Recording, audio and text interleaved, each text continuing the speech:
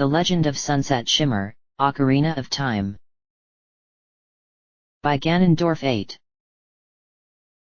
January 24, 2015. Chapter 35, The Temple of the Submerged Grounds. Well, this is what has become of Lake Hylia, and the reason why my old research project was put on hold, said Daring Do. How could this have happened? I asked. It took me a long time to figure it out, but I managed to come up with an answer. I originally believed that there was some kind of scientific reason for Lake Hylia to recede like it has, but I know better now thanks to my focusing on a new project. Staring at the lake isn't going to do us any good, so you might as well come into my house, and I'll explain what I believe happened, replied Daring Do. Would it be okay if I were to rest at your place for a few hours, as I really could do with some sleep? I said. You do look as though you've been through an awful lot, so by all means rest for as long as you need to. The lake isn't going to change while you're sleeping, and if you plan on going where I think you are, you'll need all the rest you can get, said Daring Do. I then followed her over to her house, making sure Epona was situated a few feet away from her front door, as I wanted her to be safe, and inside of the house was much different than what I saw last time. Many of the books Daring Do used to have all over the place were now neatly arranged on the bookshelves, although she did have a stack of books on one chair, which must be what she is using for her new research, which sounds like it has to do with magic. My home looks a lot better than it did the last time you were here, so you'll be able to rest over there on that couch, but first I'd like you to sit over here so that I can explain to you what you need to know. That's when I noticed a mask on the table, which must be what Sonata had given to her, which had me all curious about it, and I was compelled to want to know more about it, along with the problem with Lake Hylia. That's quite an interesting mask you have there, I commented. Oh, that? It's something which I needed in order to further my research, and so I asked the happy mask saleswoman to see if she could find it.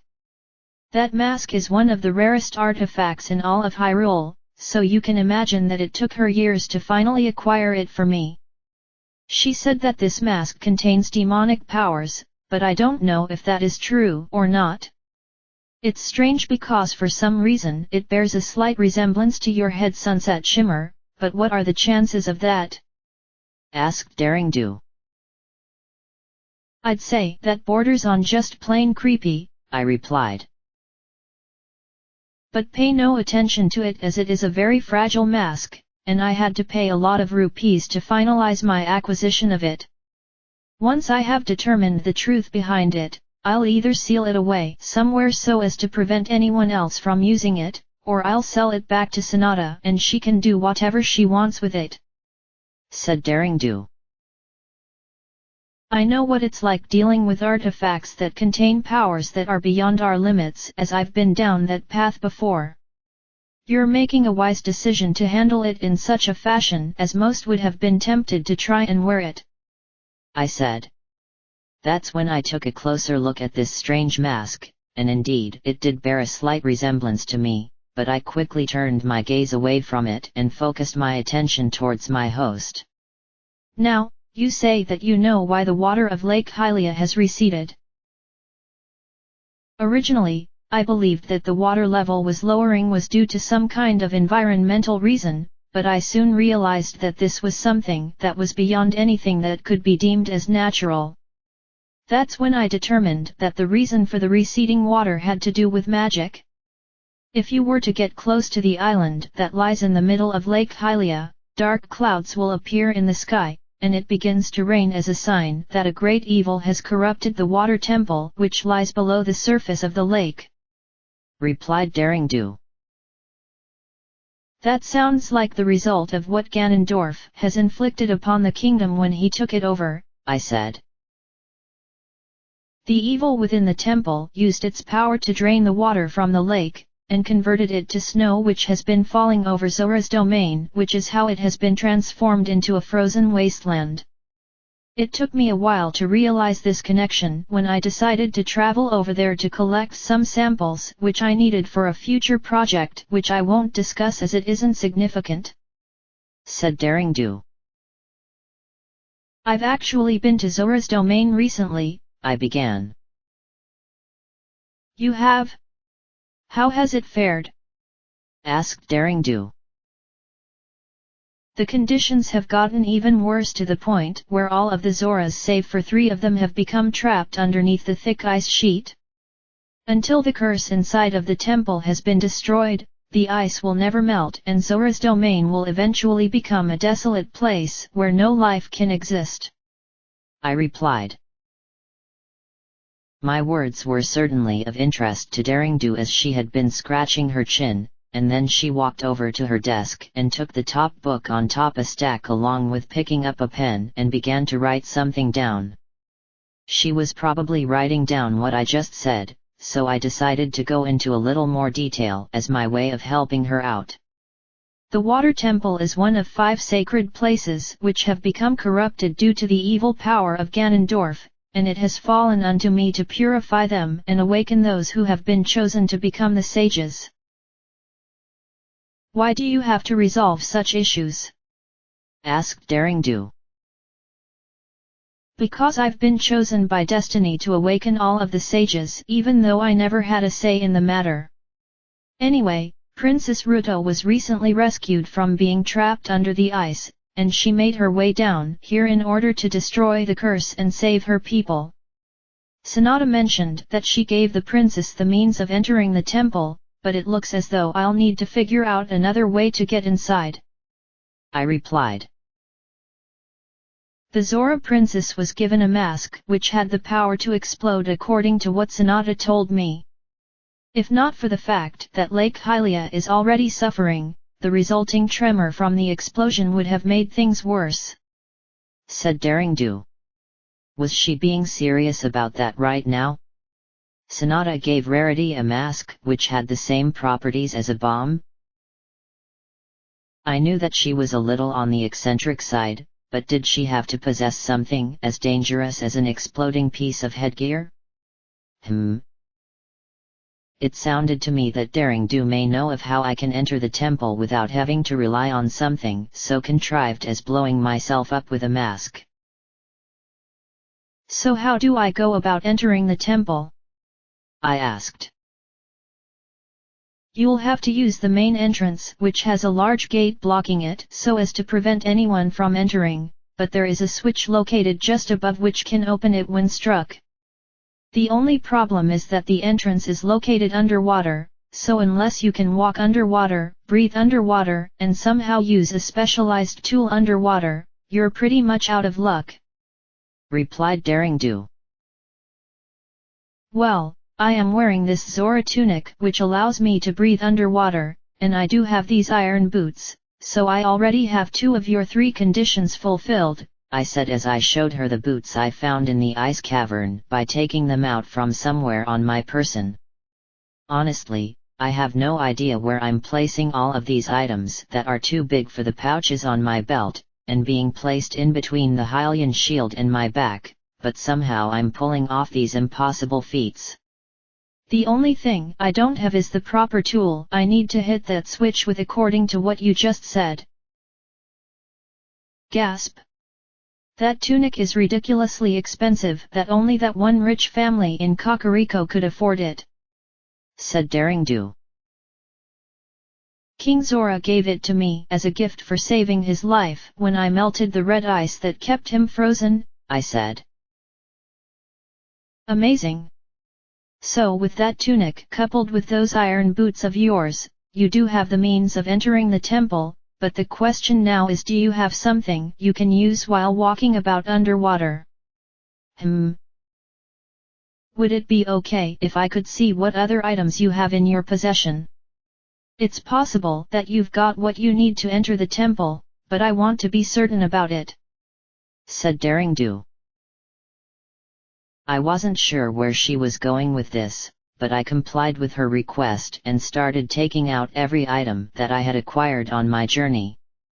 She kept on shaking her head and saying no, but then her expression lit up when I took out the last item, which was the very first one I acquired when I came back from the sacred realm after 7 years. Yes. That's it. That spring-loaded device. You can use that to enter the temple by shooting the switch located underwater. You mean the hook shot? I asked. I assume from the confusion in your voice that you aren't familiar with how one moves about underwater, but then you wouldn't be alone, as the vast majority in Hyrule have no idea how it's done either. Now let me see where I put them, as the information inside them can be very useful," said Daring Do. She spent the next few minutes combing across the various bookshelves looking for something regarding underwater exploration, and while to me it looked as though she may be starting to lose it, she jumped up and down with glee when she discovered one of the books, and pulled it from the shelf before coming back over to me. A long time ago, Hylians were fascinated by the fact that the Zoras were capable of walking underwater. They desired the same thing because they were curious as to what it would be like. What does that have to do with the hook shot? I asked. I'll get to that in a moment, but first allow me to educate you. The Hylians approached the Zoras and requested them to make some special diving suits which they could use to breathe underwater, and asked the Gorons to forge metal soles which could be applied to ordinary boots so that one could sink to the bottom of any body of water. What you have right now, Sunset Shimmer, are the results of those projects, and of course one cannot ignore the hook shot. It was a device created by the Hylians to allow them to latch onto targets and either pull them towards it, or pull something towards them depending on what it was. While I'm sure you already know that because you look as though you're an expert on how it works, what you don't know is that the hook shot was also designed to be used underwater as a means of a weapon," replied Daring Do. "I figured it was a weapon, but it can be used underwater?" I asked. The Hylians discovered that other weapons were unable to be used when traversing in a body of water, so the hook shot was used to protect themselves from the creatures of the deep. That hook shot of yours is pretty much your means of surviving, because the rest of your items will be useless when walking underwater," replied Daring Do. She then closed her book before adjusting the glasses on her face. "You have everything you need to explore the temple, so you should get some rest, which is what you said you need." "Considering that you just gave me some great advice, I'll need as much rest as I can before I get started," I said. "Since you'll need plenty of quiet solitude, I'll just go upstairs so as to not disturb you," said Daring Do. As she picked up the mask from her desk, and quietly began to walk up the stairs, I got up from the chair and made my way over to the couch, where I began to think about what I was going to be experiencing within the water temple. Within a few minutes I was fast asleep, with Spike sleeping on top of my hat because he needed some rest as well, for his assistance was going to be essential. While I was dreaming about being back in the human world, a dark shadow began to form underwater by the entrance to the water temple. "I have more power now than I ever dreamed possible. But it comes at the price of my own freedom." The one who punished me for trying to defy him should have left me to die in that inferno, yet he chose to save me. Because he was amused at the fact that I am the evil that exists within her heart. While I am grateful to him for making me stronger and improved on my talking, I don't being treated as a servant. Someone of my greatness isn't meant to be a slave to anyone. I am a free spirit who desires to become the mistress of her own destiny, and become the ruler of Equestria. I have no choice but to obey him for the time being, or else he shall destroy me. Sunset Shimmer. While I was too weak and brittle to fulfill my self-obligation to you back in the fire, the water shall be the place where you will die, and I will become the only one between the two of us. By the time I finally woke up, I had slept for roughly 8 hours, so the sun had gone past the highest point of its daily routine across the sky, but what I found strange was that Daring Do had since come back downstairs, and looked to be doing some serious work on the mask that Sonata had given her. She noticed me waking up, and promptly turned her attention my way. You look as though you slept quite well. That couch of yours is really comfy as it makes you fall asleep in a matter of moments, I said. In any case, you've rested up for the trials that you will be going up against, so I guess this is where we say goodbye. Oh, before you leave, I do have something very interesting which may to be your liking given that you've got yourself quite the powerful bow in your possession. Go to the island in the middle of Lake Hylia, and you will find a plaque which will give you a hint on how to acquire something which will make that weapon even more powerful," said Daring Do. "What about that mask?" I asked. "This research project is going to take me a long time before I can consider it fulfilled, so I'll be spending every waking moment trying to unravel its magical properties, and perhaps learn about its historical significance. According to a couple of books I've read over the last little while, whenever anyone wears it, they would change forms and become the ultimate version of themselves, a sort of dark warrior who wields unbelievable power. Of course, the books state that this is merely nothing more than a legend, so I doubt that this is capable of something like that.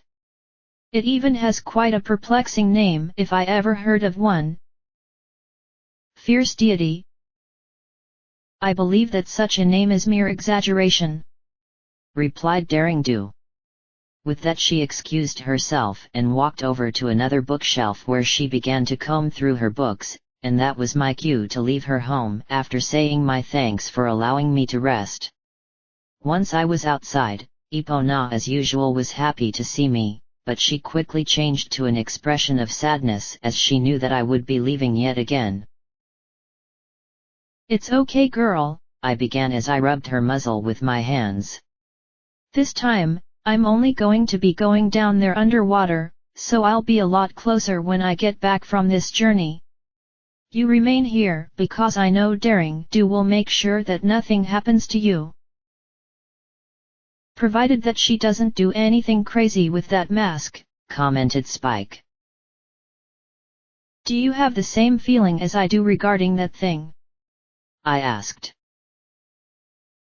"She believes it to be nothing more than an ancient mask, but I suppose she knows more about it than either of us do as she is the expert in these sorts of things. Anyway, we should focus on what's important, and that is entering the water temple. Thanks to her, we now know that the hook shot is needed in order to enter the temple, and that it will be essential when it comes to dealing with the monsters that exist underwater," replied Spike. "Should we check out the island in the middle of the lake?" I asked. "The entrance to the temple is below the island, so it isn't out of the way or anything.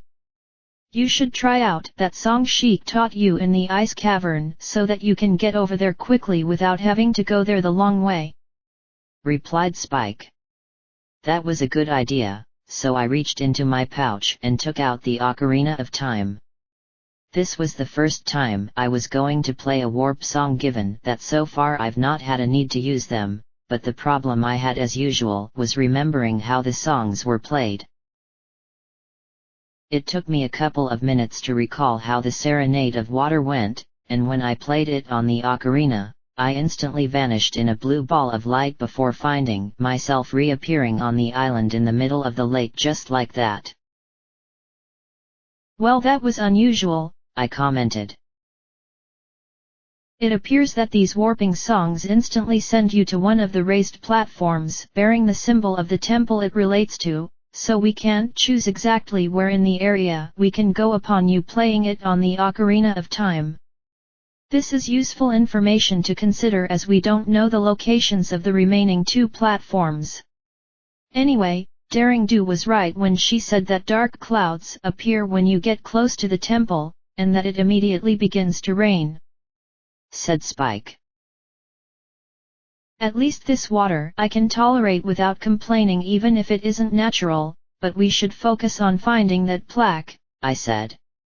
I then started to walk around the island in the hopes of finding it, and sure enough it was located next to a dead tree which looked rather sad given the natural beauty of the lake.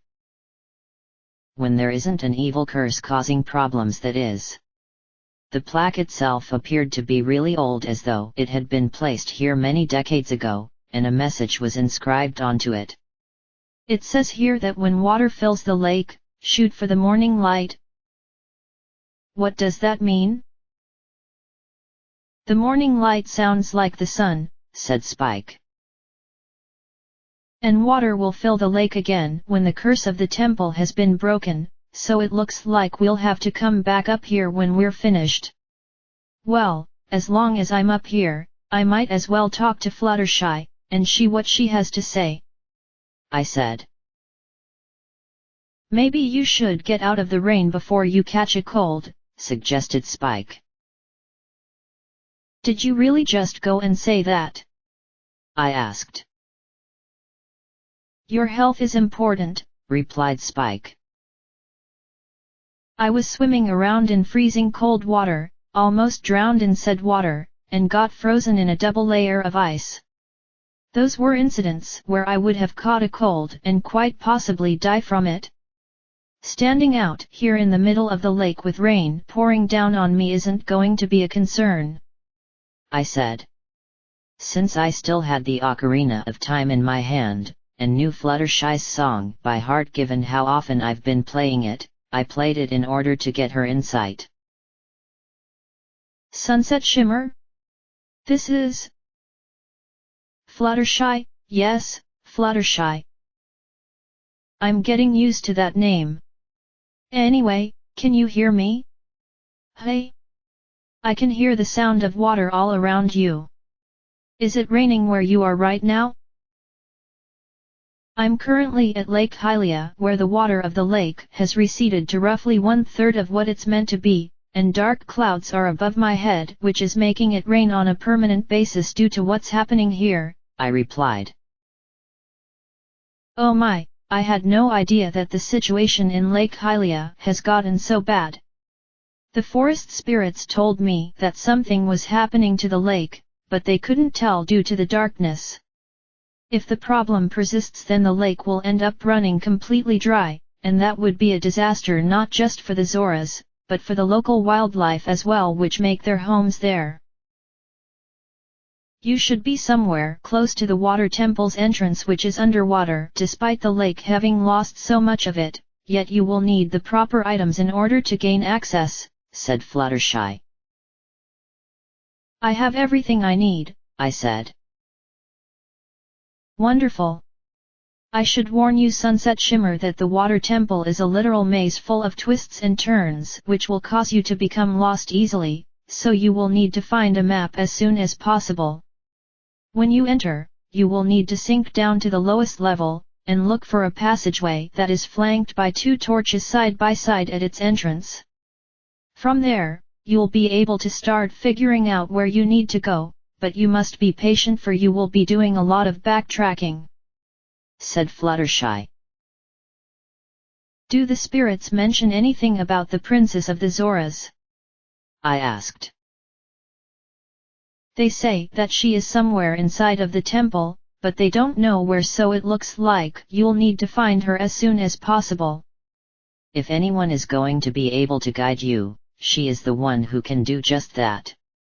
By the way, that hook shot which you used to enter the forest temple to rescue me, it's going to be seeing a lot of use, yet you will soon discover that it has some limitations."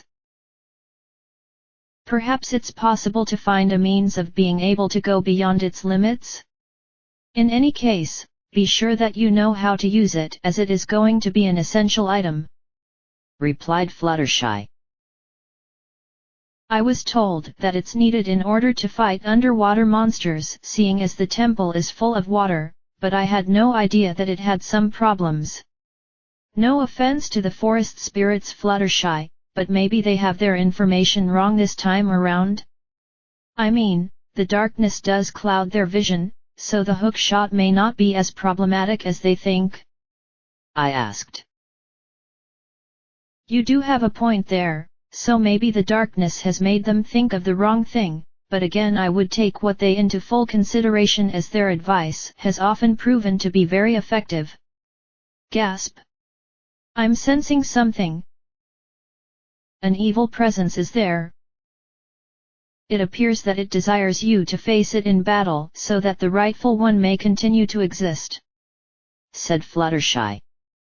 Hearing her say that immediately reminded me of what I experienced back in the Death Mountain crater, and it couldn't be her as she melted into the lava.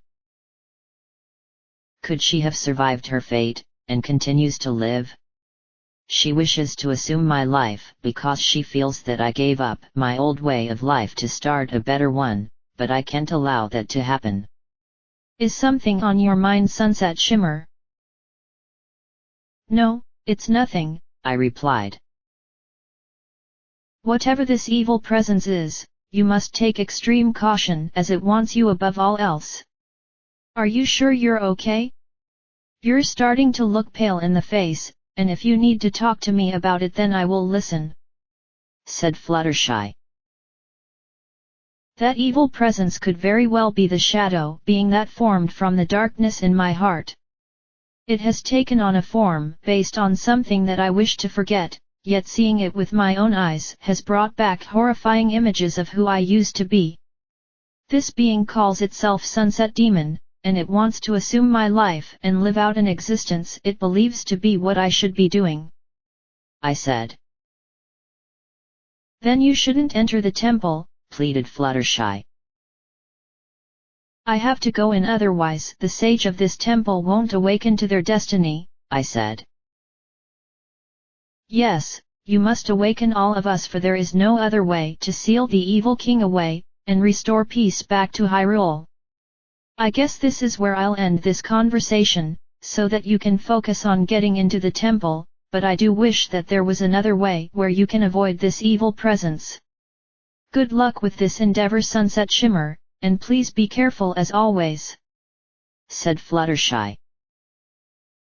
I knew she was concerned for my well-being, and I agreed that I didn't want to go through with it, but I had to because no one else was capable of doing so. If the she-demon was waiting for me somewhere inside the temple, I must conquer her, but would I be able to do it? How could that creature have survived the lava? Asked Spike. That's a question I've been wondering about myself, but I think I know what happened and I think it's pretty obvious, I replied. Ganondorf? Asked Spike. Who else could have brought the she-demon here but him as a means of amusement to him, I replied. If that is the case, then the water temple is really going to test you on an emotional level, so I'm hoping that you keep your emotions in check as we explore. You don't want to transform, and if the she-demon is waiting for you, she will do everything she can to rile you up to the point where you'll lose control, said Spike. He was right, as I knew that creature was going to insult me just like she did before, and if I lose myself and allow my emotions to overcome me, I'll be placing Rarity's life in danger as well as my own. Sigh. And here I was hoping that this dungeon was going to be something simple, and not one that was going to place such a heavy burden on my psychological state of being. Guess I should switch to the iron boots and sink down to the bottom of the lake, I suggested. Remember that only the hook shot will work underwater, so be sure to keep it out at all times, said Spike.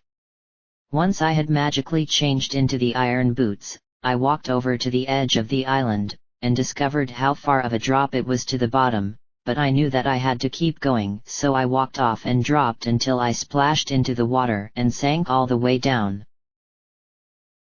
Once I landed, I began to look at the gate that was in front of me, which was blocking the entrance, and above it was a strange-looking stonefish-like object, which must be the switch I need to hit with the hook shot.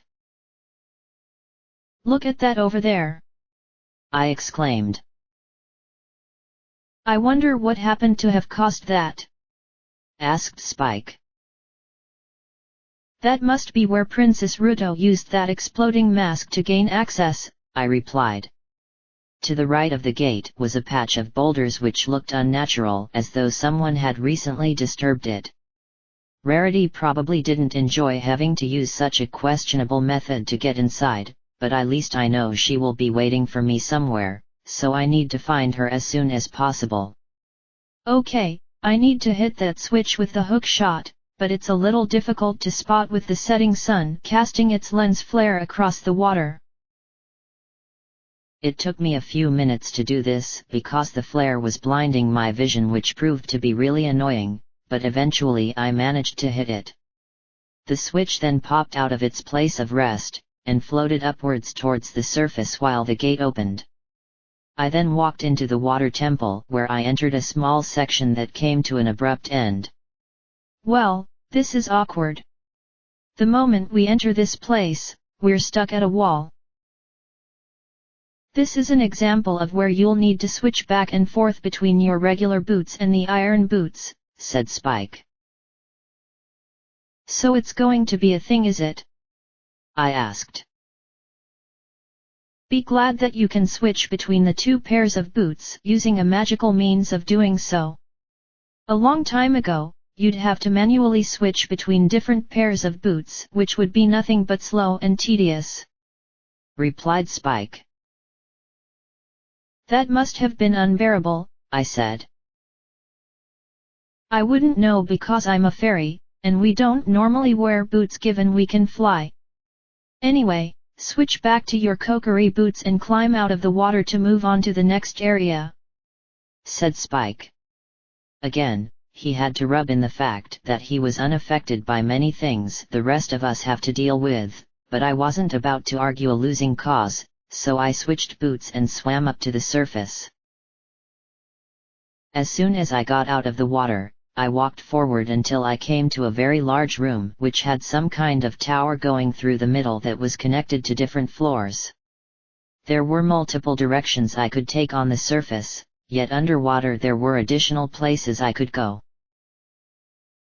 "Fluttershy was right when she said that this temple was like a maze," I commented.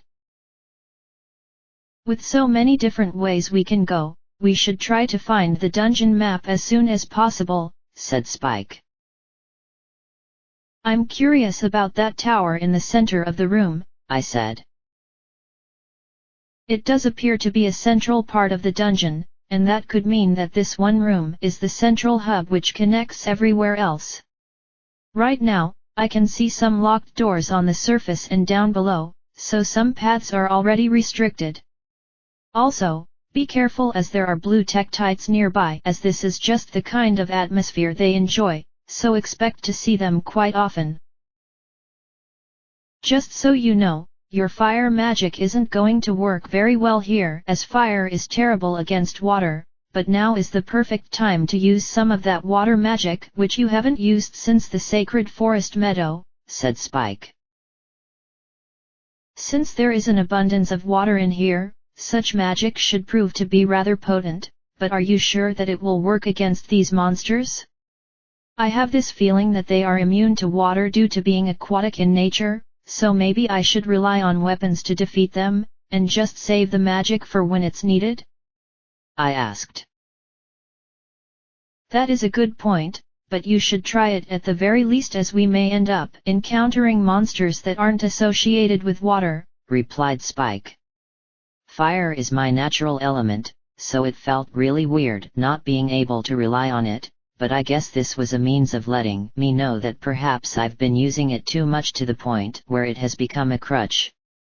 It then dawned on me that while water magic may not affect the monsters, perhaps I can use the natural settings to give me some kind of advantage, and defeat them that way.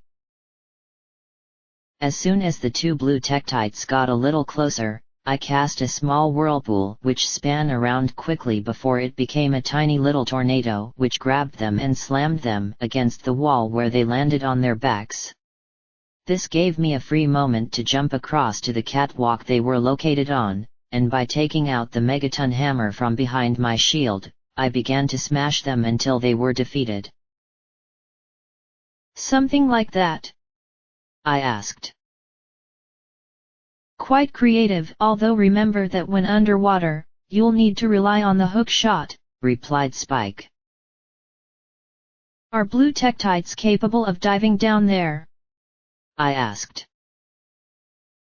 Fortunately, they're not able to do that, so they are strictly surface scheming monsters, replied Spike.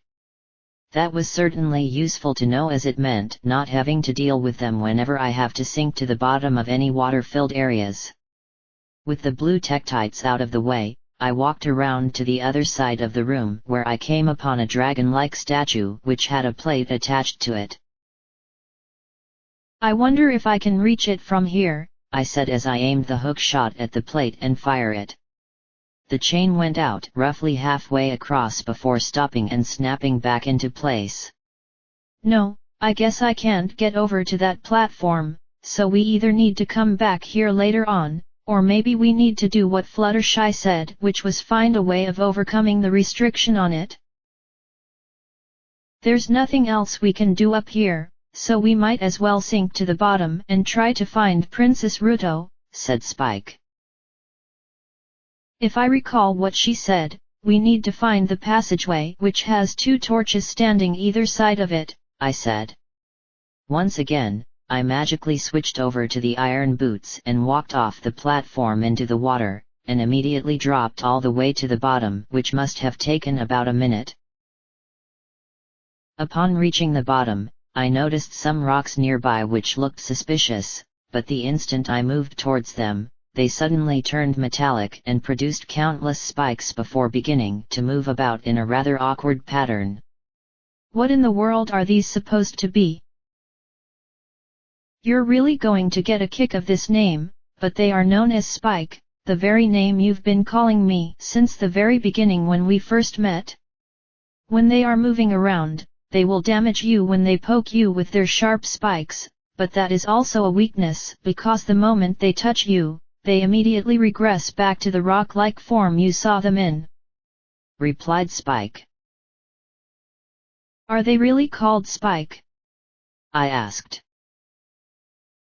Please pay attention to what I have to say about them. When you fight them on land, you can use your shield to deflect them, which will cause them to change back into their weakened forms, or you can choose to attack them with whatever you have. This includes fire magic, but only when they are on land. When facing them underwater, it's a much different fight in that you have to use the hook shot to change them back, and use it again to finish the job. You can still use your shield while submerged in water, but no other weapon will work until you get back to the surface. For reasons which even I am not able to explain, defeating a spike always produces bombs, so if you're ever running out of bombs, you can easily get some more from defeating them. Aside from that, these things aren't exactly all that threatening, replied Spike. Good to know that I can apply different strategies depending on whether I'm underwater or not, but it's weird that they always drop bombs, which has me thinking that maybe I'll need to use some in order to blow up the fake walls like we saw in the fire temple, I said.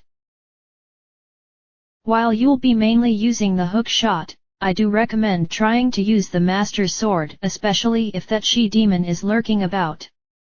That's something else we need to be careful of, because we have no idea which room she is in, so we need to walk around here carefully as we don't know when she might decide to ambush us, said Spike. The she-demon has most likely become stronger since the last encounter, as she is determined to become the most powerful that she can be. Since she is a reflection of the old me who sought power above everything else, she wanted to become even stronger, so she probably had no choice but to become Ganondorf's minion just so that she could whet her appetite, I said.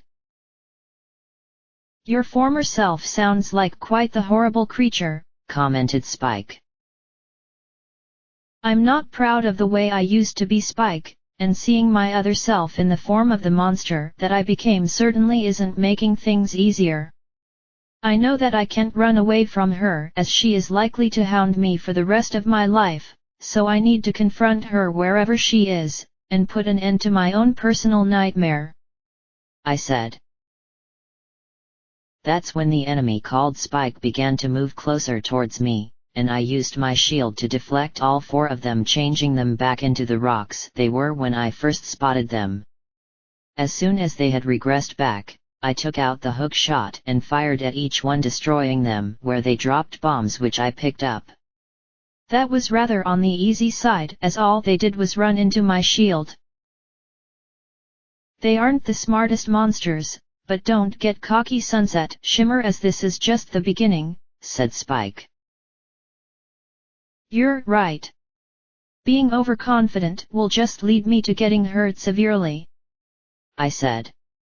Once I felt assured that there were no more monsters around, I began to start walking, although that's when I remembered that the buoyancy of the water slowed me down, so walking felt more like crawling, and running would amount to walking. While searching for the passageway with the two torches, I took a moment to embrace the fact that I was walking underwater and being able to breathe like a fish. This would never have been possible in Equestria, as we ponies aren't exactly what I would call suited for underwater. That would be something that's better suited to sea ponies and the like, but still it was just awe-inspiring to be down here and witnessing something I've never done before in my life. Well, if it wasn't for the Zora tunic, I'd actually be choking to death right about now, so I have to give credit to the Zoras for making this piece of cloth in the first place. Having fun, are we? Asked Spike, who noticed what I was doing. More like taking in the fact that we're down here underwater, and being able to experience something most humans would never get the chance of doing. I'm not sure if you feel the same way I do, given that as a fairy, this sort of thing just passes over you, I replied. To us fairies, the only thing that would make us experience those kinds of feelings would be when we bear witness to the majesty of the Great Fairy. All fairy folk see the Great Fairy once in their lives as a sign of respect, given she is our leader, and she is always there watching over us, using a power that defies all, said Spike. Remind me when we see the Great Fairy again. I need to ask her to tell me more about the legends of this world. Even though I do want to go back to my own world, as that's where I belong, I actually want to learn as much as I can about Hyrule. I've actually grown rather fond of the kingdom, and in turn it's becoming more like a second home to me, as the people here resemble my friends from back home. I feel like I can relate to them because of that, even if they are in truth different people altogether from those I've come to know as both my friends and family, I said. As I walked forward daydreaming, I failed to notice that I arrived at the passageway that Fluttershy mentioned we needed to explore first.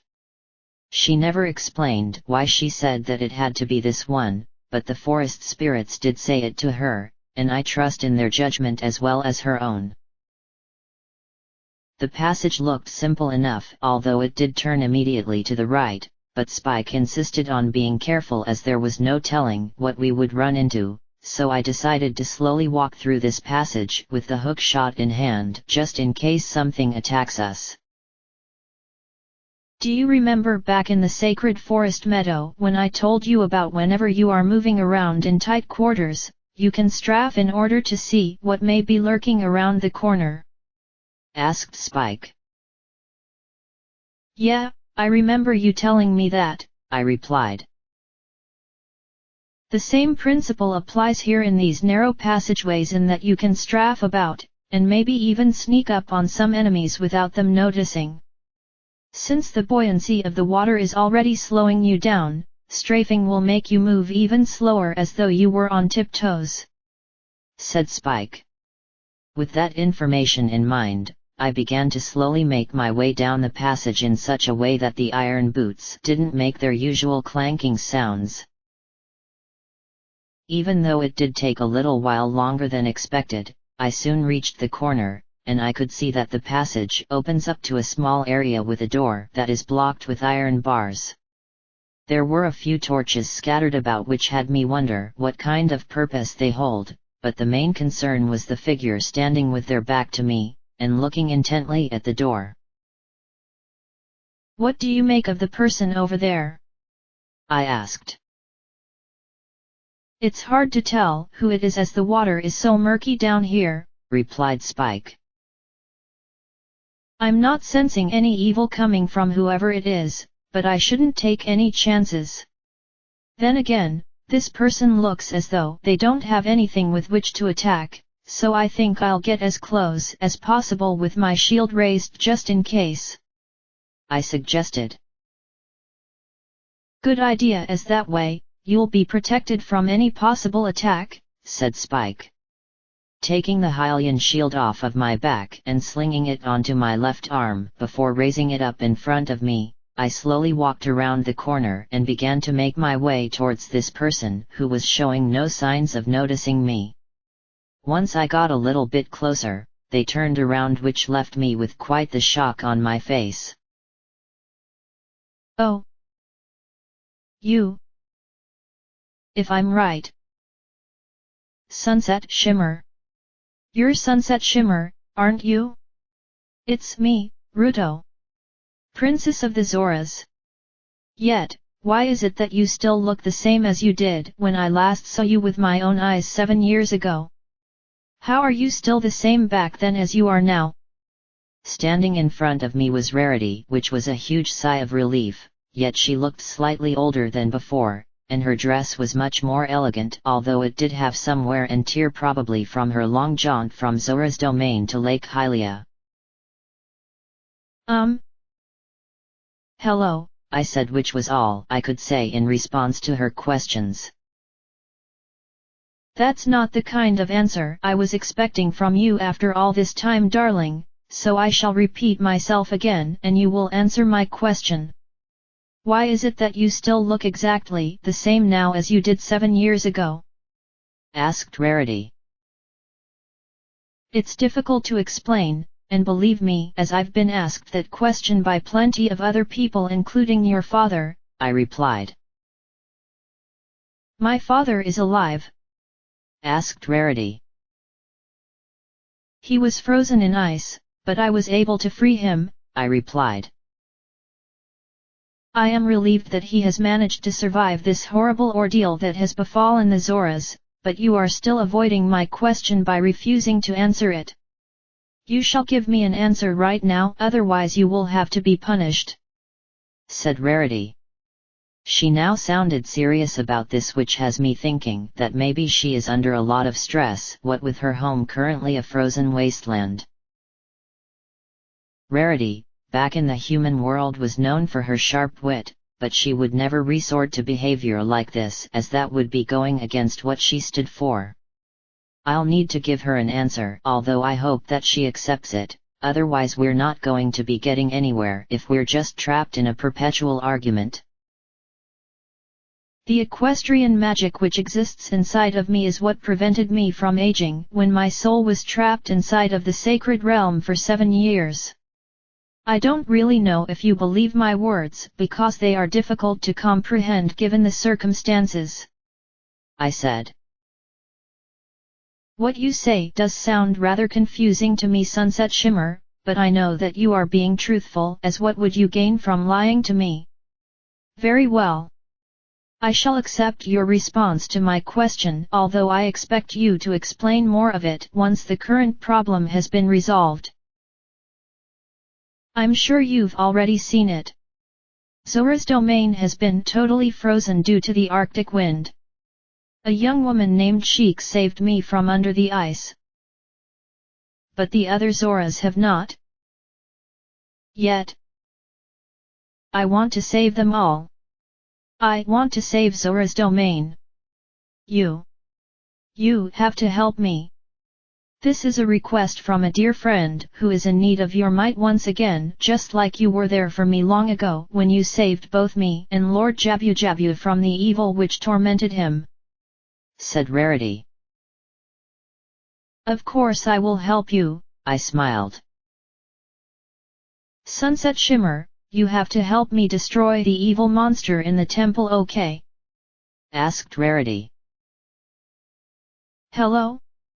I already said that I would help," I replied. "I'm terribly sorry for not hearing you just now, darling, as I was simply lost in the moment," said Rarity. Despite being the Zora princess in this world, Rarity was still very much a drama queen where she overreacts to pretty much everything around her. Yet, I couldn't fault her for that, as she was in a dire situation, and the fate of her people was hanging in the balance, but I felt that this was going to be more dangerous than she was expecting if she feels that she will be able to do something. It's not that I doubt her abilities, yet Rarity isn't aware that the she-demon, my dark side, is somewhere inside of the water temple. If my friend were to encounter that horrible creature, her life would become forfeit, as Sunset Demon will kill her without any mercy. Inside the water temple, there are 3 places where you can change the water level.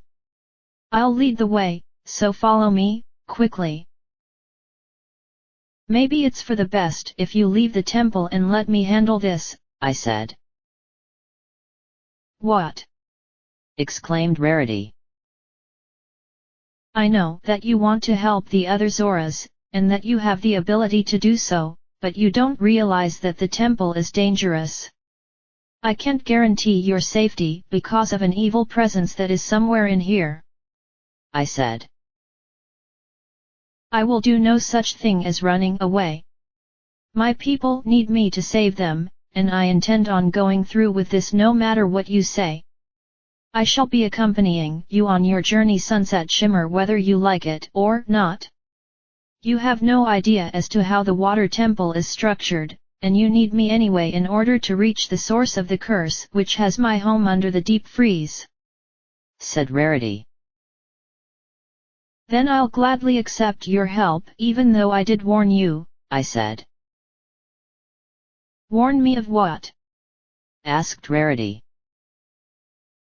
The evil presence in the temple which I just spoke of is the darkness inside of my heart given life due to the evil underneath the graveyard in Kakariko village. It is a wicked she-demon which has assumed a form that sadly, I was once back where I come from because of my desire for wanting power long before I accepted friendship.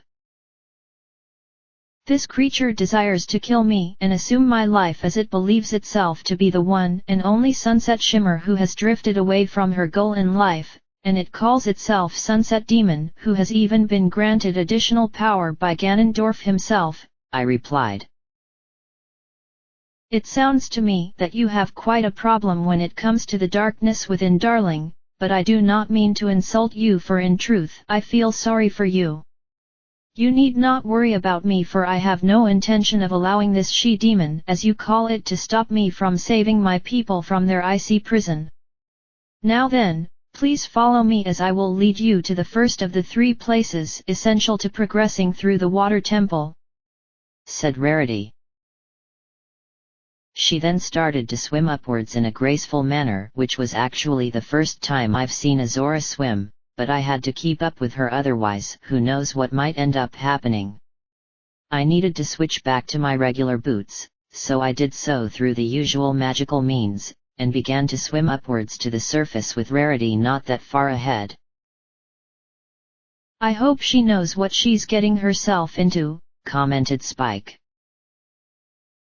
While I do commend her for wanting to stick to her guns, this is a situation which has become a lot worse because of that demon.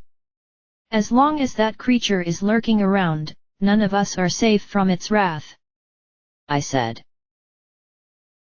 I just remembered something about the temple I mentioned when we were making our way here, and Princess Ruto's words reminded me of it. I said that the water is able to be changed at the whims of anyone who is able to figure out how to do that, and I think the princess just gave us the answer when she mentioned that we can change the water level by going to 3 places," said Spike. "Then we need to get to them as soon as possible," I said. "Perhaps it was a good thing that you decided to allow her to journey with us, otherwise we never would have figured out what we need to do. I am surprised though that we have the power to adjust the water level throughout the entire dungeon, but that must be how we can reach the other rooms which are blocked off due to the water. Once we find ourselves the dungeon map, I'll be sure to place a small marker in the room where one of these places are. That way, we can easily find them without having to spend forever trying to search for something so obvious," said Spike. "I wonder how we can use these points to change the water level?" I asked. "Princess Ruto is likely to give us that answer when we reach the surface," replied Spike. Eventually, I reached the ceiling of this large room which looked like it was going to be a dead end, but there was a small hole which I could swim through, and it turned out to connect to another small room where Rarity was waiting for me. Along the way, I did notice a small ledge which lead up to a wall that had quite a large crack going through it, so maybe I should come back at some point, as right now I can't destroy the wall with a bomb as they don't work underwater. When I climbed out of the water, I noticed that Rarity was holding a bomb in her hand which looked really weird, but upon a closer inspection, it wasn't a bomb but rather a mask which looked like a bomb. Without saying a word, she handed it to me where I had a puzzled look on my face. "What's this?" I asked. "That is the blast mask which I used to enter the water temple by strapping it onto my face. It was such a vulgar means of entry, darling, as who would want to blow themselves to pieces by wearing such a hideous-looking mask? In any case, I have finished using it for my own purposes, so now I will give it to you because I was instructed to do so," replied Rarity. "Someone told you to give it to me?" I asked. "Sonata told me that I was to give this mask to you because you would know what to do with it, so here you go, and I suggest that you don't use it yourself unless you enjoy losing life energy simply by blowing yourself up like a fool," replied Rarity. She then turned to her left and walked over to some kind of strange tile on the wall before turning back to me, and hinting that she wanted me to come on over. The tile featured the symbol of the Triforce on it, which must mean that it was important. "This is the first location where you can change the water level here in the temple. In order to do that, you need to play the song passed down by the royal family, and I am sure that you know of this song. You can play the song in a little while, for perhaps it would be a good idea to see what lies beyond this door." "What do you suggest, Spike?" I asked. "That tile isn't going anywhere, so we can ignore it for the moment, and check out what's in the next room," replied Spike. "I find it strange though that Twilight's Lullaby is the song that causes the water to change levels," I said. "It is a little unusual given that no one aside from the Zoras have ever set foot inside of this temple. Not even the old king was given permission to enter these grounds, so you're really lucky to be the first non-Zora to set foot in here. Perhaps it was done this way as a means of reminding the Zoras that they had forged an alliance with the old king, and this was their way of acknowledging it. Then again, maybe it had something to do with you, Sunset Shimmer, seeing as you are the hero of time, and it is your destiny to destroy the curses plaguing the 5 temples," said Spike.